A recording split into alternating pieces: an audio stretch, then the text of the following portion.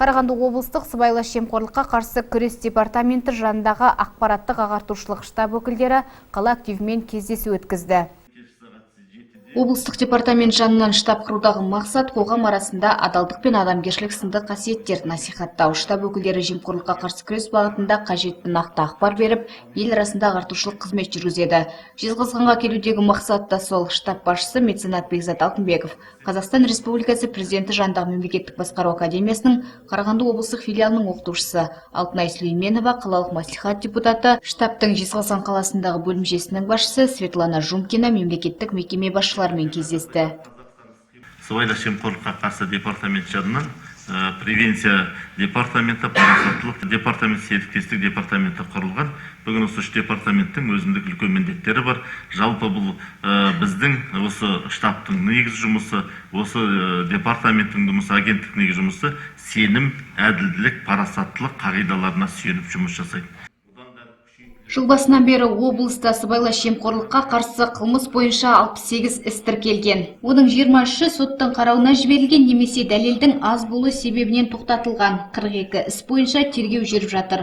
Сыбайлас жемқорлыққа қатысы бар 8 адам сотталған. Ол орталықта жұмыс жасайды. 2020 жылдың 8 айында 14-24 нөміріне тұрғындардан 37 шағым түсіпті.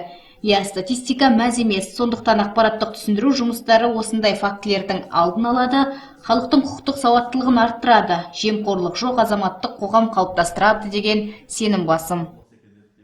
Айналамызда болып жатқан дүниелердің барлығынан хабардармыз, және де қоғамдағы осы жемқорлықтың күшеюіне байланысты көптеген дүниелерден біздің өзімізде осы қоғамның мүшесі ретінде қағылып отырғанымызды біз жақсы білеміз.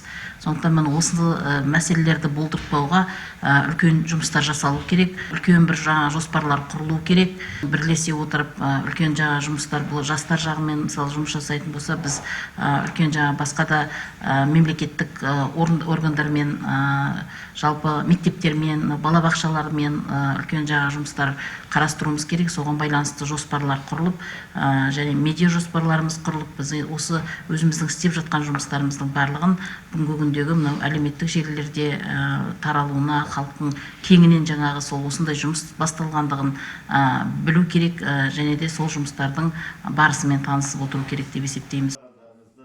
Биыл жемқорлыққа қарсы күрес туралы заңға өзгерістер мен толықтырулар енгізілгенін атап өту керек. Бұл өзгерістер жайлы да қарапайым халық білуі керек.